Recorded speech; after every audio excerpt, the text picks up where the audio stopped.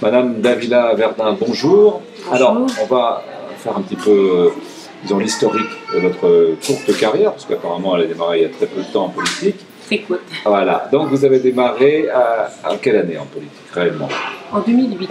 2008. Voilà. J'étais la première femme sur une liste sans étiquette au port. C'était sur la liste de M. Philippe Cadet. Donc j'étais élue de 2008 à 2014. Voilà. Bon, sans étiquette, ça n'existe pas trop. Ça, c'est, en fait, c'était quelle tendance? On n'avait pas de parti pris, mais on voulait travailler pour le port. Donc à partir du moment où on a un projet, voilà, qui rentre dans le domaine du social et de l'aide à la population, ça nous convenait. Voilà. Alors, être présente sur cette liste, à l'époque, ça donnait quoi? Vous avez été élu, vous avez été... C'était un combat très spécial. C'était nos débuts en politique, mes débuts en politique. J'ai découvert beaucoup de choses dans une commune avec comme étiquette Bastion communiste quand même. Et ça a été très difficile, mais j'ai beaucoup aimé. Ah, qu'est-ce que vous avez découvert exactement? Quand vous dites avez découvert beaucoup de choses, c'était quoi? Beaucoup de choses, c'est-à-dire découvrir la politique, c'est-à-dire toute la misère qui puisse exister dans cette commune. Quand je dis misère, que ce soit éducative, que ce soit financière, bon ça c'est peut-être un petit peu le souci de tous, mais mis à part ça, il manque beaucoup de choses au port. Voilà. Moi, Et à quel moment vous avez changé, disons, l'étiquette? À quel moment vous êtes passé de sans étiquette à UMP?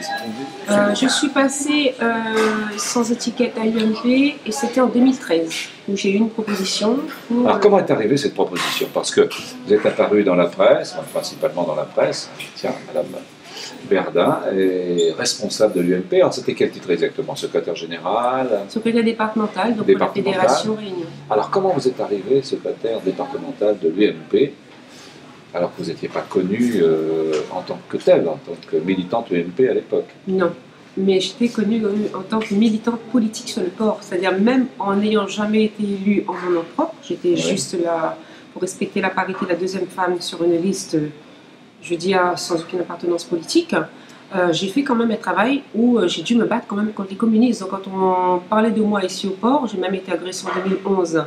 J'étais le jour des cantonales dans un des bureaux du port, la suppléante de M. VHS à l'époque. Voilà, on avait quand même... Mais comment devient-on secrétaire départemental de l'UMP comme ça du jour au lendemain? Voilà, donc je précise, donc j'ai mené quand même un combat où même sans être élu en mon nom, j'étais cette personne avec ce caractère, voilà, au port, qui s'était fait remarquer et j'osais quand même dire ce que je pensais partout où je passais. Donc j'avais déjà cette étiquette et ce tempérament-là. Donc c'est vrai que les autres vont le remarquer, je pense. Entre-temps, il y a eu les régionales, les sénatoriales, il y a eu autre chose. Et j'ai eu l'occasion à ce moment-là parce qu'on avait besoin des grands électeurs pour voter à ces grandes élections. Donc c'est là, voilà, sénatorial, voilà, régional, voilà, sénatorial notamment.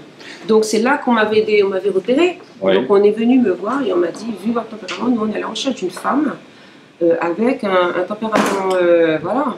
Comme oui, mais au sein de l'UMP, il y avait des éléphants, oui. Des dinosaures même. Oui. Et comment se fait-il qu'ils ne se sont pas retrouvés secrétaire général naturellement, comme ça, ou secrétaire départemental? Oui. Mais je pense qu'il faut quand même avoir du tempérament pour ce genre de poste. Hein. Mon prédécesseur avait été... Il évitait ce poste ou il le convoitait? Ou comment se fait-il que vous êtes arrivé, vous, à être élu par le bureau?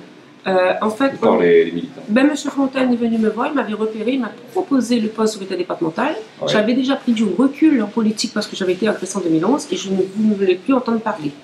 Mais c'est vrai qu'il est venu me voir, mais je n'ai pas vu à ce moment-là ce que ça représentait vraiment. Le fait d'avoir été maltraitée au port fait que je me suis sentie quand même valorisée